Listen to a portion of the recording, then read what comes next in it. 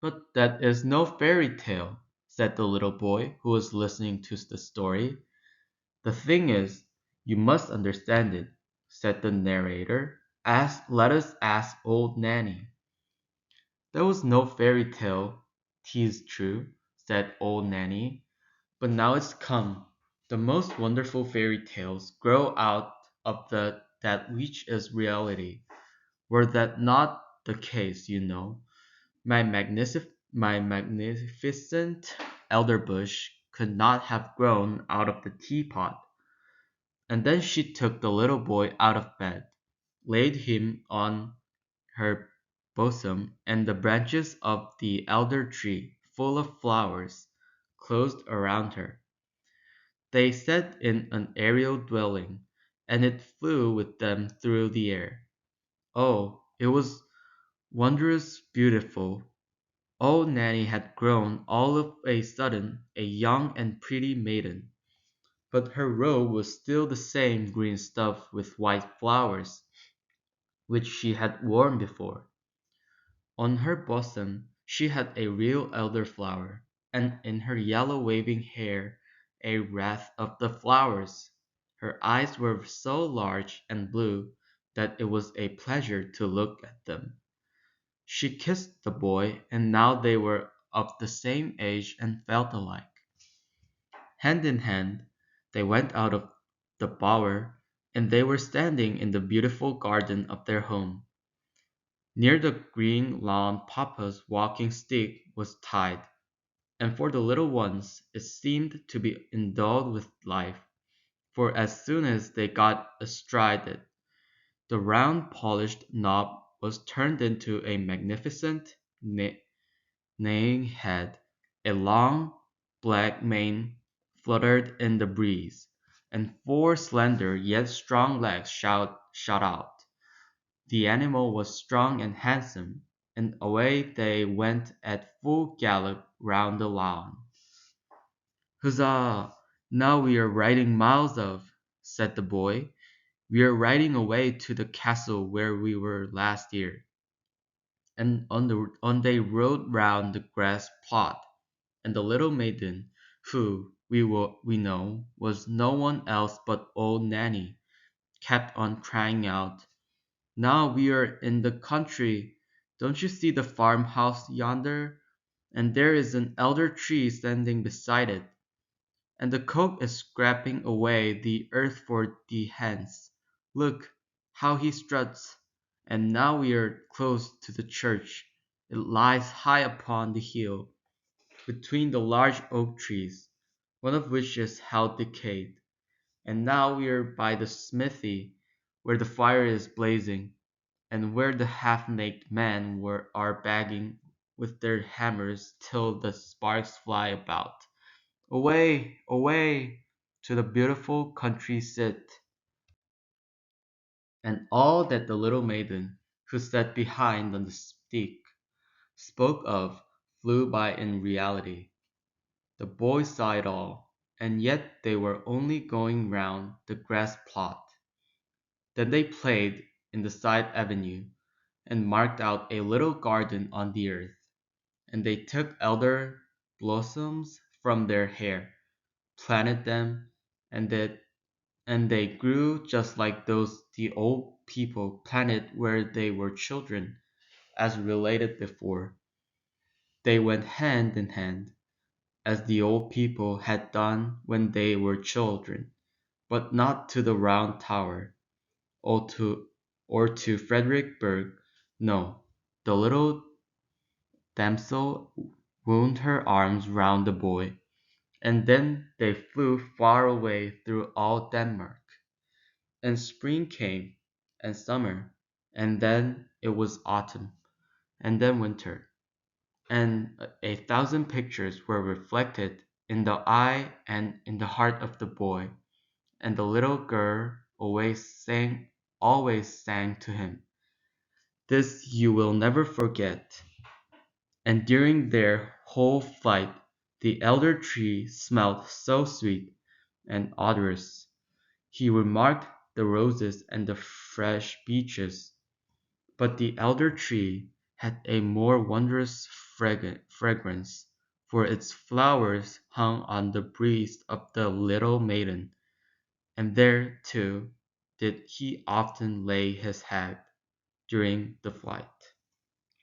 "It was lovely here in spring," said the young maiden, and they stood in a beech wood that had just put on its first green, where the wood roof at their feet sent forth its fragrance, and the pale red anemone looked so pretty among the verdure.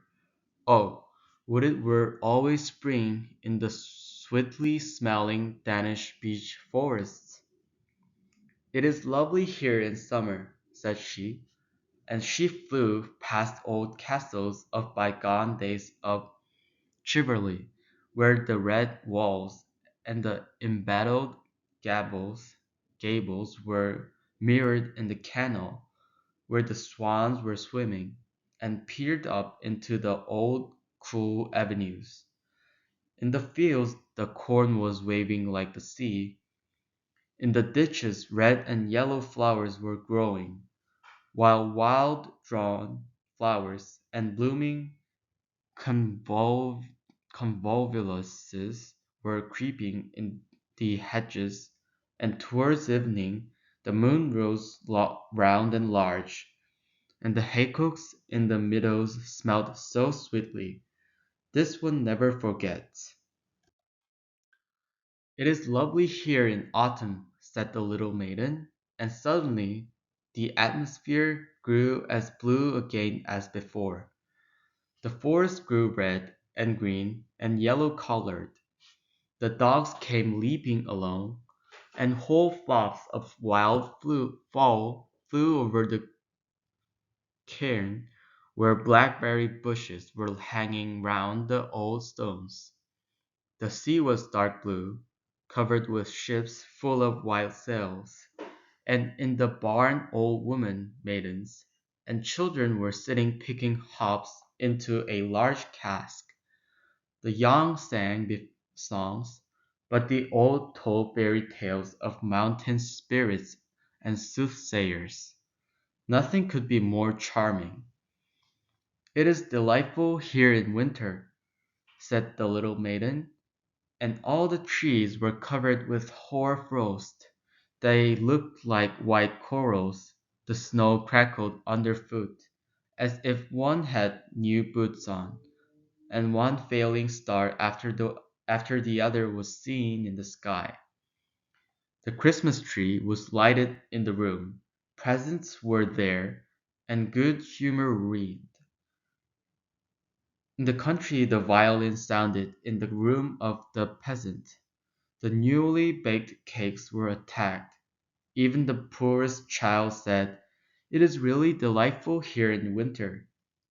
Yes, it was delightful, and the little maiden showed the boy everything, and the elder tree still was fragrant, and the red flag with the white cross was still waving, the flag under which the old seaman in the new boots had sailed. And the boy grew up to be a lad, and was to go forth in the wide world far, far away to warm lands where the coffee tree grows.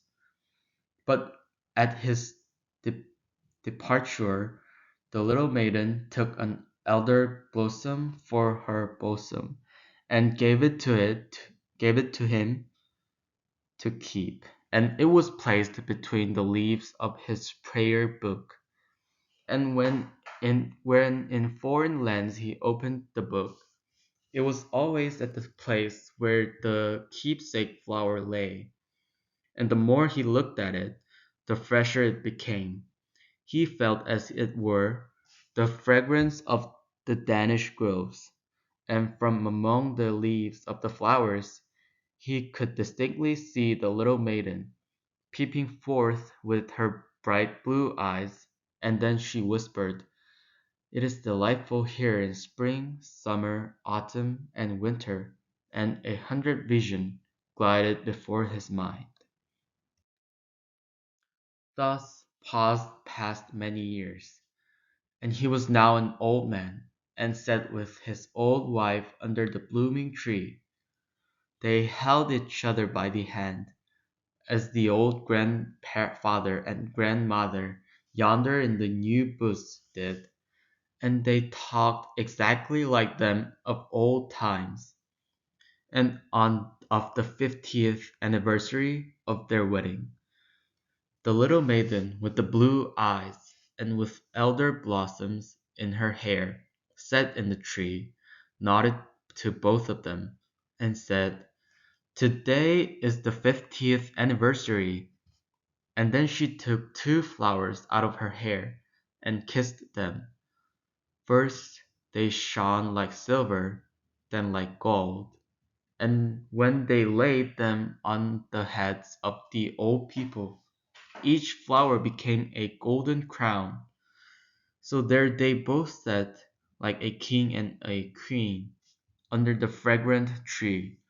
They looked exactly like an elder.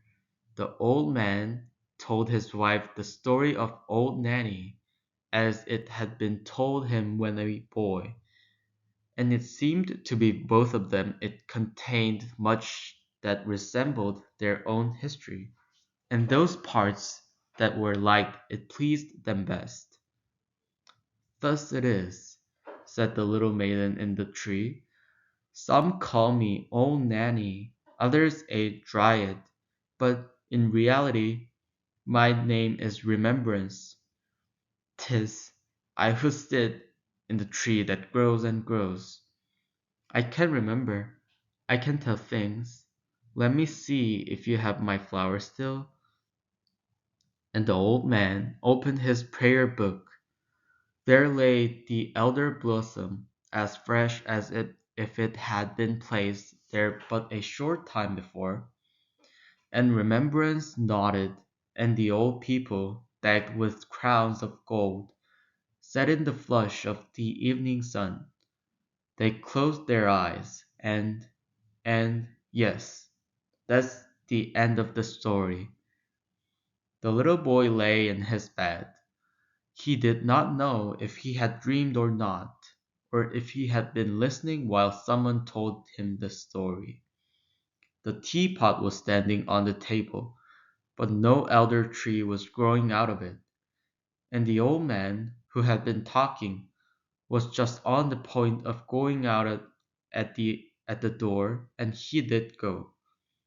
"How splendid that was!" said the little boy. "Mother, I have been to warm countries." "So I should think," said his mother. "When one has drunk two good cupfuls of elder-flower tea, 'tis likely enough one goes into warm climates." And she tucked him up nicely, lest he should take cold. "You have had a good sleep while I've been sitting there, and arguing with him whether it was a story or a fairy tale." "And where is old Nanny?" asked the little boy. "In the teapot," said his mother, "and there she may remain." This is the end of the story, and thank you for listening.